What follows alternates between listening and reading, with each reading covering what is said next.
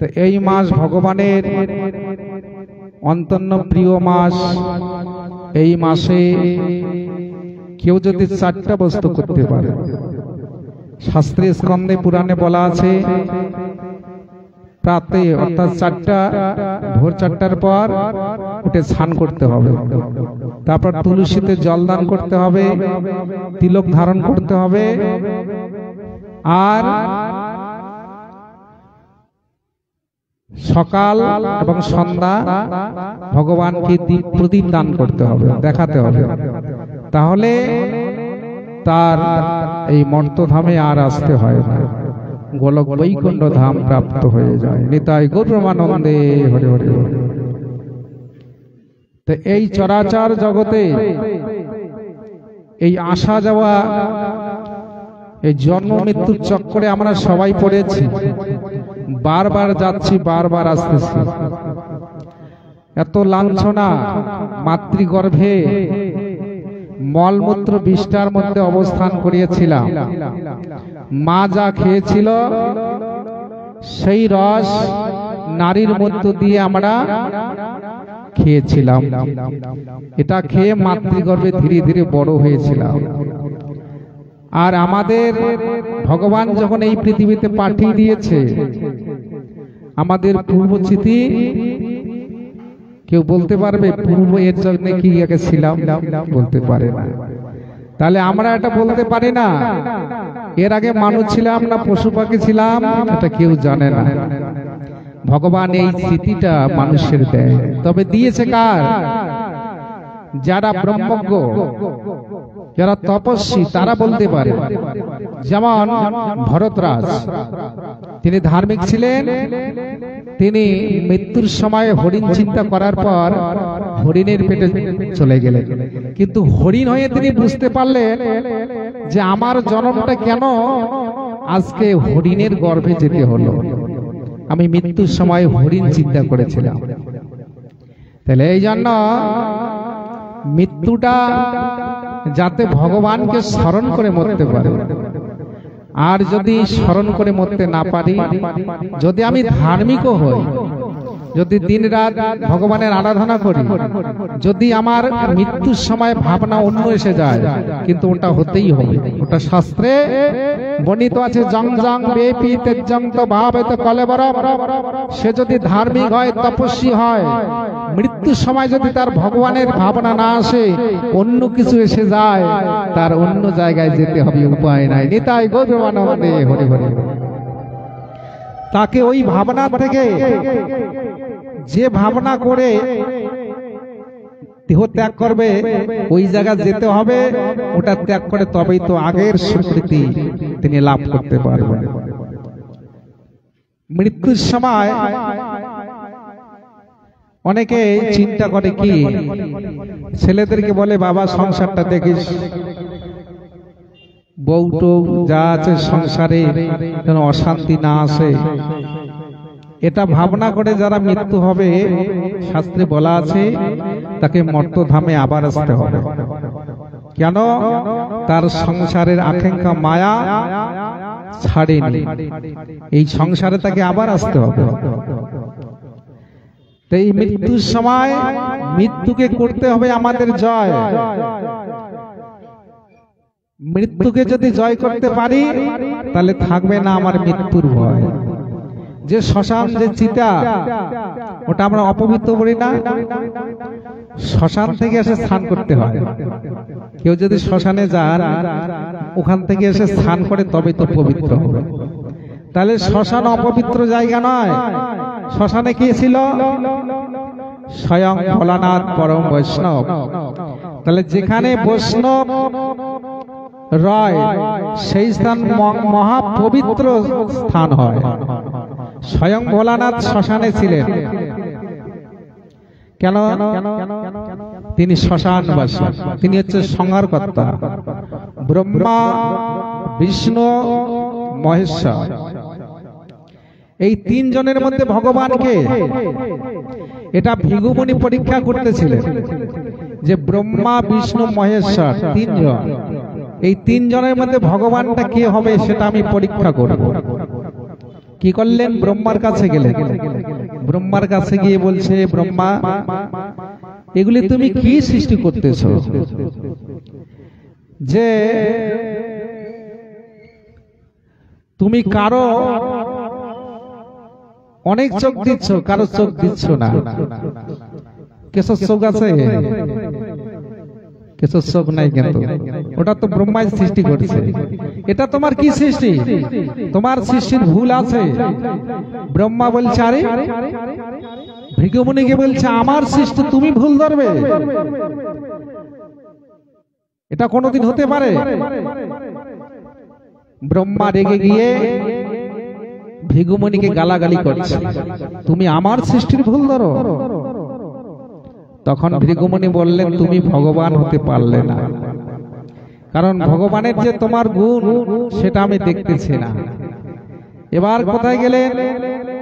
ব্রহ্মা মহেশ্বরের কাছে গেলেন। ভোলানাথ মহেশ্বর তো স্থিতায় শতান শ্মশানে থাকে।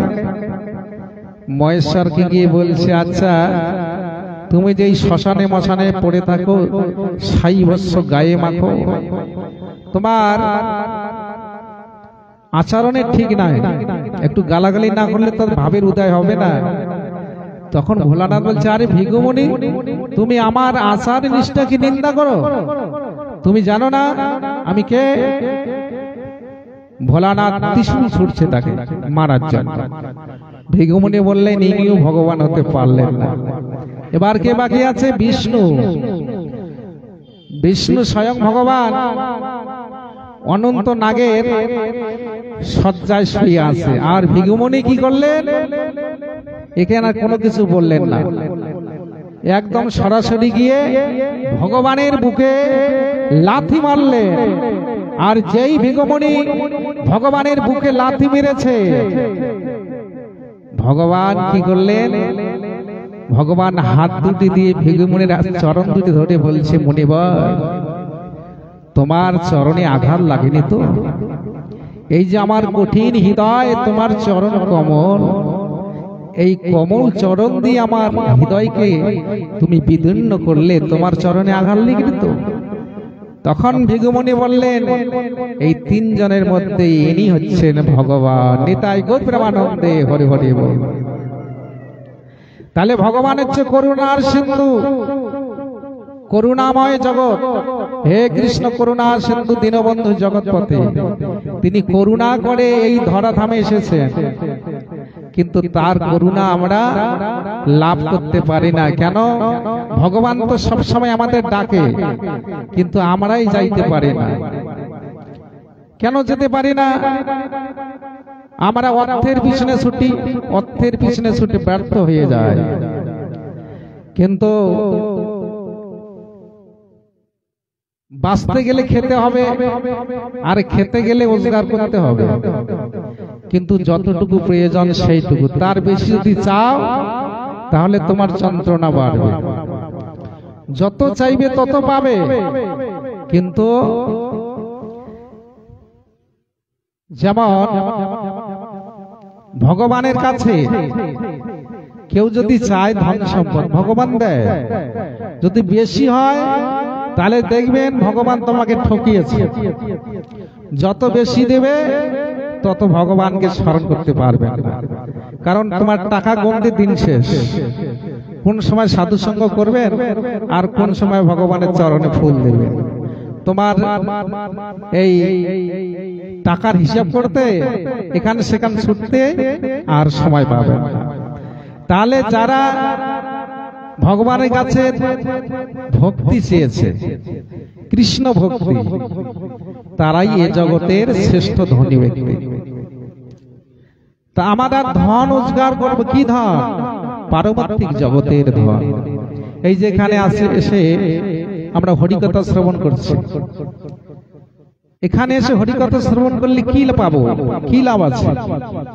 এই মানুষ জীবনের একমাত্র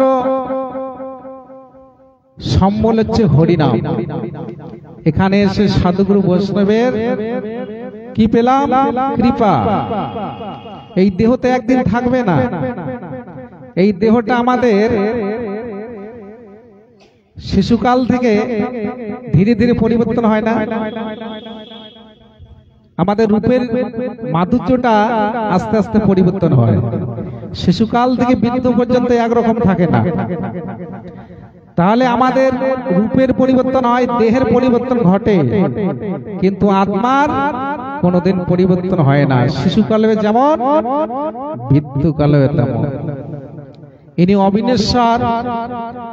এই জন্য এই আত্মাকে আমাদের শান্ত করার জন্য সাধু সঙ্গ করা। এই সাধু সঙ্গ করলে ধীরে ধীরে মন শান্ত হয়ে যাবে। আর এই শান্ত মনে কেবলমাত্র হরিভজন করা যাবে। আর মনকে যদি শান্ত করা না যায়, চঞ্চল মনে কোনোদিন কোনো কাজ সম্পূর্ণ হয় না।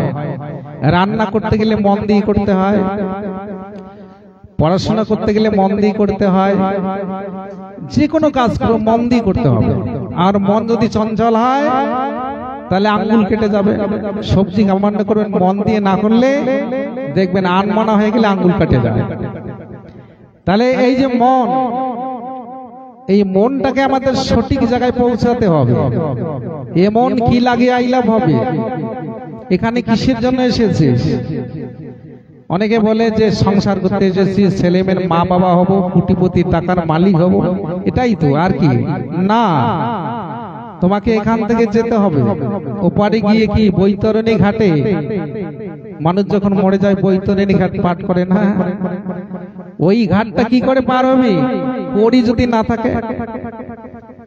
যদি সেদিন পারের কান্ডারি স্বয়ং ভগবান দাঁড়িয়ে থাকবে, সেদিন তোমাকে প্রশ্ন করবে, তোমাকে যে মর্তধামে পাঠিয়ে দিলাম তুমি কি কি করলে? যদি বলি যে আমি তো অনেক করছি, ছেলেমেয়ের বাড়ি গাড়ি চাকরি ব্যবসা অনেক করে দিয়েছি, আর তুমি কি আনলে? আমি তো কিছুই আনতে পারিনি। তাহলে তুমি ও পারে আর যেতে পারবে না, এ পারেই থাকতে হবে। তারে এপারে, ওপারে হচ্ছে বৈকুণ্ঠ, এপারে ব্রহ্মাণ্ড। এই ব্রহ্মাণ্ড থেকে বৈকুণ্ঠ পার হতে পারবে না, এপারে তোমাকে থাকতে হবে, এপারে তোমার বিচার হবে, আর ওখানে যেতে পারবে না। তাহলে পারমার্থিক জগতের সম্পদ আমাদের এখানেই রোজগার হবে, অন্য কোনো জায়গায় নয়। এই জায়গায় এই যে কামনাশা আজকে যে ভাগবত অনুষ্ঠানের আয়োজন করেছে, ভগবানের এবং সাধুগুরু বৈষ্ণবের সেবা দেবে, এই পয়সাটা কোন জায়গায় পৌঁছায়? এটা হচ্ছে পারমার্থিক জগতের পারমার্থিক ধন এবং খাতায় পৌঁছে যাবে। এটা তার পারমার্থিক খাতায় জমা হয়ে গেল, এটা কিন্তু কেউ ভাগ নেবে না। এ জগতের সোনাদানা টাকা পয়সা থাকলে চুরি হয়, ডাকাতি হয়, হয় না? কিন্তু পারমার্থিক জগতে, পারমার্থিক ভগবানের ব্যাংকে যদি কেউ জমা রাখে, ওটা কোনোদিন নষ্ট হয় না। ওটা ভাই ভাই ভাগ হয় না, এটা আত্মীয় স্বজন ভাগ পায় না। ওটা যখন আপনি এই দেহ ছেড়ে আত্মা বিদায় নিয়ে চলে যাবে, ওই পুণ্য এবং সুকৃতির ফলে তোমার বড়লোকের ঘরে জন্ম হতে পারে, রাজার ঘরে জন্ম হতে পারে, ব্রাহ্মণের ঘরে জন্ম হতে পারে, জমিদারের ঘরে জন্ম হতে পারে। জন্ম তোমার কর্ম ফলেই হবে। নিতাই গৌর প্রেমানন্দে হরে হরে বল। তাই জন্য এই কার্তিক মাসে আমাদের নিত্য নিত্য প্রতিদিন এই যে পরিক্রমা করার নির্দেশ দিয়েছে, যে রাস্তায় রাস্তায় এই হরিনাম করে যারা করবে তারাও কৃপা পাবে, আর তার বদনে হরিনাম বৃক্ষলতা পশু পাখি শুনবে, ওরা উদ্ধার হয়ে যাবে। কেন? ওরা এই যে চৈতন্য মহাপ্রভু কলিতে জীব জন্তুর পশু পাখি সবাইকে তিনি প্রেম দান করেছিলেন। ঝাড়খণ্ডের মাঝে যখন তিনি বৃন্দাবন যাত্রা করেছিলেন,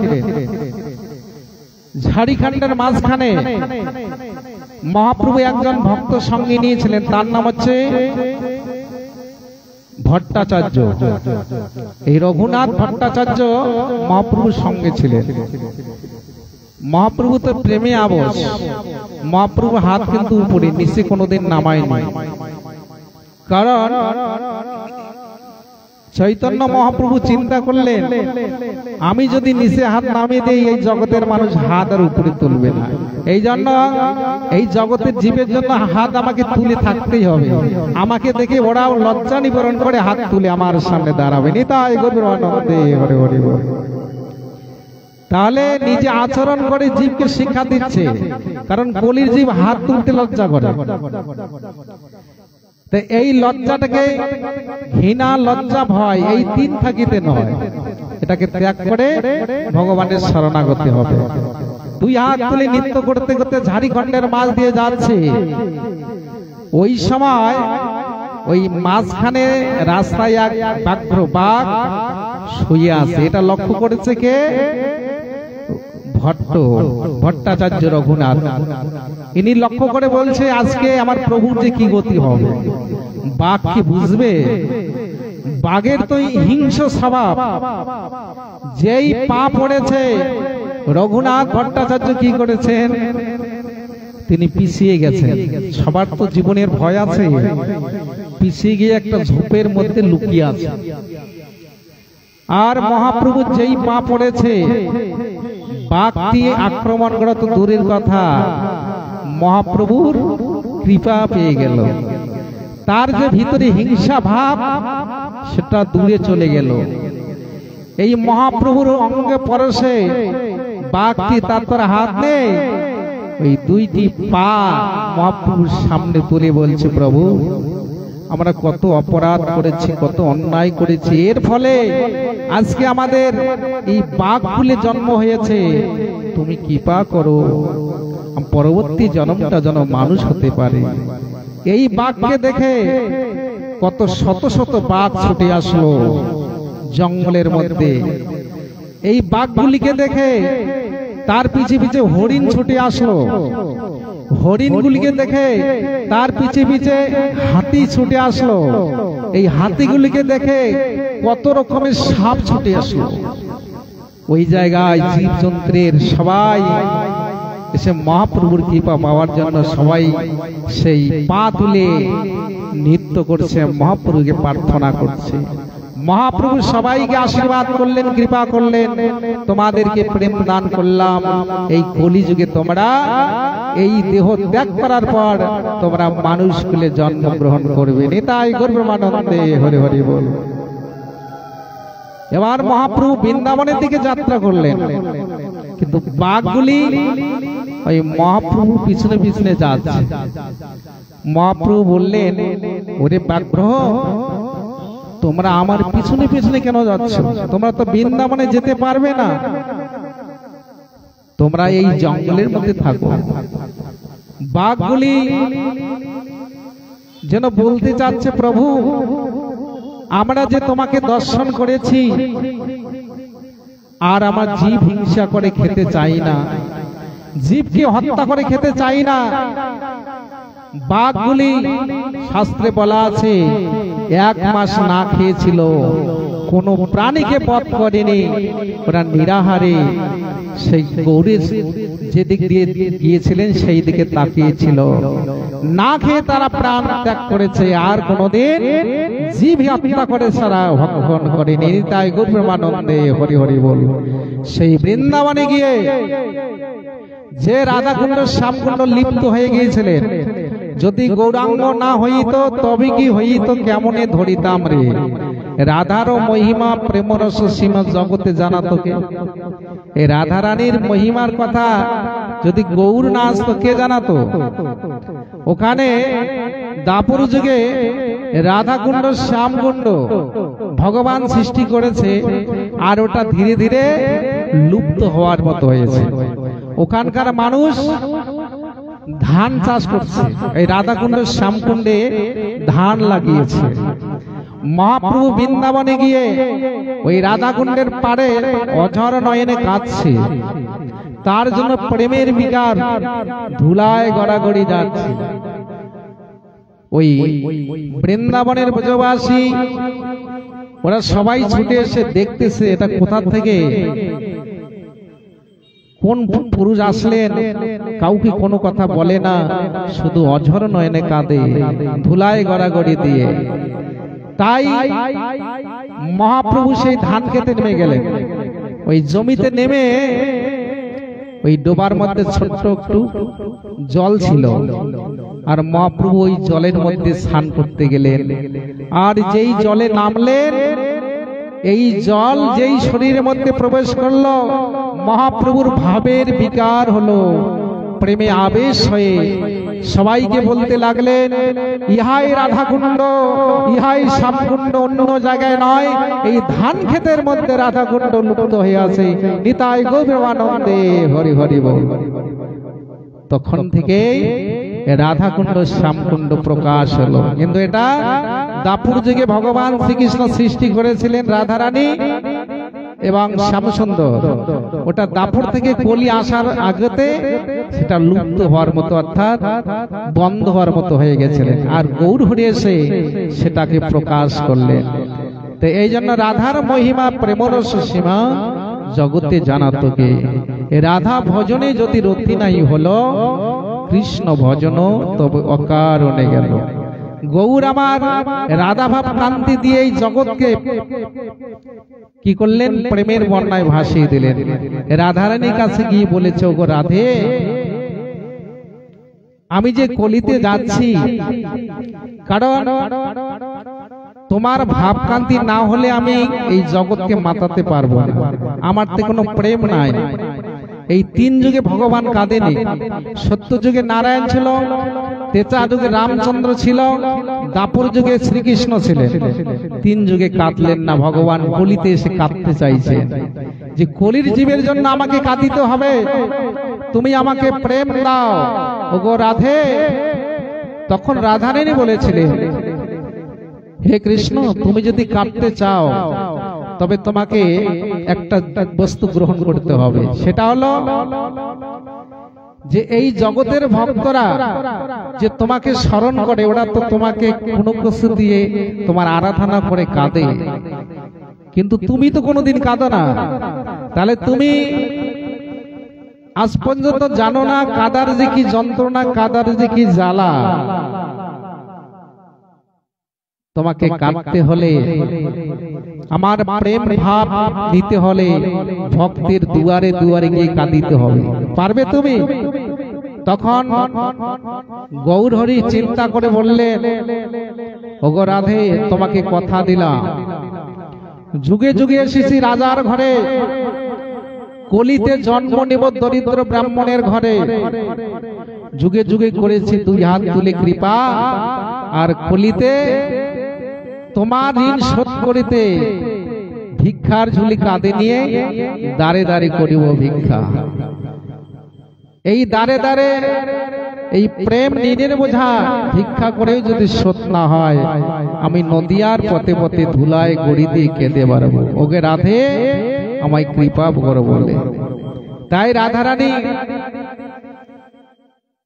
তিনি ভগবানের যে বৃন্দাবনে কৃষ্ণ কালী হয়েছিলেন, কোন সময় যখন রাধারানী গিয়েছিল দেখা করতে কৃষ্ণের সঙ্গে, জটিলা কুটিলা যখন আয়ানকে বলেছিলেন, তার ভাইকে, আয়ানটাকে ভগবান ভক্তের জন্য সবকিছু করতে পারে। এই আয়ানটা ছিল পুরুজনের সুতাপামণি। সুতাপামণি এমন ধর্ম, মানে এত তপস্যা করেছিলেন ভগবানের কাছে, ভগবান আর থাকতে পারে না। জলডিবে তপস্যা, আগুন জ্বালিয়ে তপস্যা। ভগবান এসে তাকে বলছে, বর্ষ, তুমি এত তপস্যা করছো, বলো তুমি কি চাও? যে আমার চাওয়ার শুধু একটাই আছে, তোমার লক্ষ্মী প্রিয়াকে চাই। সর্বনাশ, আমার স্ত্রীকে তুমি চাও? হ্যাঁ, আমি ওটাই চাই। না, ওটা হবে না, অন্য কিছু চাও। ভগবান ফিরে গেলেন, দ্বিতীয়বার আবার তপস্যা করলেন, জলের মধ্যে ডুবে তপস্যা। ভগবান থাকতে পারলেন না, ভগবান আবার চলে আসলেন, এসে বলছে, বর্ষ, তুমি কি চাও? বলছে, তোমাকে তোমার লক্ষ্মী প্রিয়াকে চাই। ভগবান কথা দিলেন, তথাস্তু। তবে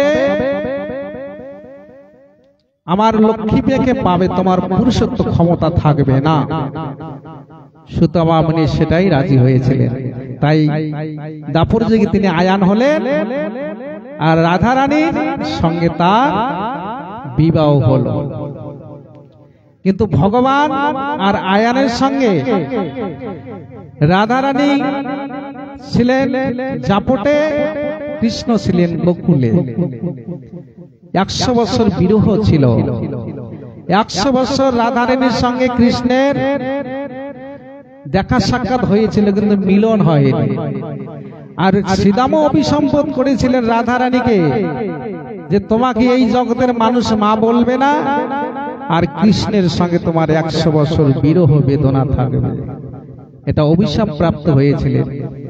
তাই আজকে বৃন্দাবনের এত মহিমা। বৃন্দাবনের কীট পতঙ্গ পশু পাখি তরুলতা সবাই চিন্ময় ব্রজধাম। আর এক বৃন্দাবন কোথায়? যেখানে সাধুগুরু বৈষ্ণব ভাগবত তুলসী কানন, এটাও হচ্ছে বৃন্দাবন। এটাও বৃন্দাবন, ওটাও বৃন্দাবন। তবে এই বৃন্দাবনে কিছুক্ষণের জন্য, যখন সাধুগুরু বৈষ্ণব চলে যাবে বৃন্দাবন আর থাকলো না, আর ওই বৃন্দাবন চিরস্থায়ী। তাহলে বৃন্দাবনে যারা বাস করে ওদের জনম ধন্য সার্থক। বৃন্দাবনে যাইও না থাকিও চিরকাল, গোবর্ধনে যাইও না দেখিও গোপাল। ওই গোবর্ধনে যারা গোপাল দেখতে যায়, মানে গোবর্ধন স্বয়ং ভগবান কৃষ্ণ। গোপাল দেখতে গেলে তাহলে অপরাধ হয়ে যাবে। এই জন্য গোপালকে নামিয়েছিলেন দেবনাথ এক মন্দিরের জায়গায়। ওখানে গোপাল দেখার জন্য কেউ গোবর্ধনে ওঠে না। গোবর্ধন ভক্তরা পরিক্রমা করে। গোবর্ধন হচ্ছে স্বয়ং ভগবান শ্রীকৃষ্ণ। গোবর্ধনের সঙ্গে রাধার কুণ্ড শ্যামকুণ্ড যুক্ত হয়ে আছে। পরিক্রমা করতে গেলে রাধাকুণ্ড শ্যামকুণ্ডের সঙ্গে গোবর্ধনের পরিক্রমা হয়ে যায়। হাজার হাজার ভক্ত আজও গিয়ে দেখবেন শুয়ে শুয়ে পরিক্রমা করছে, যারা কোটিপতি তারাও। কেন? এবং রাধারানীর এবং ভগবান কৃষ্ণের কৃপা পাওয়ার জন্য আজকে তারা শুয়ে শুয়ে, এদিকে 21 কিলোমিটার আর মাইল হচ্ছে 14 মাইল, এইভাবে তারা শুয়ে শুয়ে গোবর্ধন পরীক্ষা করছে আজও। তবে শুধু দিনে নয়, রাত্রি দিন সব সময় আপনি রাস্তা ঘুরবেন, কত হাজার হাজার ভক্ত যাচ্ছে, পিছে পিছে হরিনাম করতে করতে যাচ্ছে। ছোট থেকে 80 বছর পর্যন্ত, বৃদ্ধ পর্যন্ত আজও পরিক্রমা করছে সেই গোবর্ধন বৃন্দাবনে। তাহলে এই বৃন্দাবনের কি মহিমা! এই জন্য বৃন্দাবনে গেলে রাধারানীর কৃপা অবশ্যই হবে। যেখানে থাকো ওখানে শুধু যাবেন রাধে রাধে। জীবজন্তুর পশু পাখি তরুলতা ওদেরও জীবন ধন্য। তাই মানব জন্ম পেয়েছে, মানব জন্ম সার্থক করতে গেলে আমাদের সাধু সঙ্গ করে হরিনাম করে জীবনকে সার্থক করতে হবে। আর যদি জীবনকে সার্থক করতে পারি, পরবর্তী জন্মে কোনো যদি কৃষ্ণ ভক্তের মায়ের গর্ভে জন্ম হয়, তাহলে ভজন হয়ে আবার জন্ম আমার এগিয়ে গিয়ে ভাগবত ধামে পৌঁছাতে পারবো। নিতাই গৌর প্রেমানন্দে হরি হরি বল। পঞ্চাকল্পতরুঃ পতিতানাং পাবনেভ্যো সর্ববৈষ্ণবেভ্যো নমঃ। যিনি কামনাসা আজকে ভাগবত অনুষ্ঠান আয়োজন করেছেন, বড় ভাগ্যবান। তাকে আমরা আশীর্বাদ করি, কৃপা করি, তার যেন কৃষ্ণ ভক্তি উদয় হয়। নিতাই গৌর প্রেমানন্দে হরি হরি বল। কারণ হরে কৃষ্ণ, আমাদের চাওয়াটা ভগবানের কাছে চাইতে গেলে ধন জন চাইলে কিন্তু আমাদের ভুল।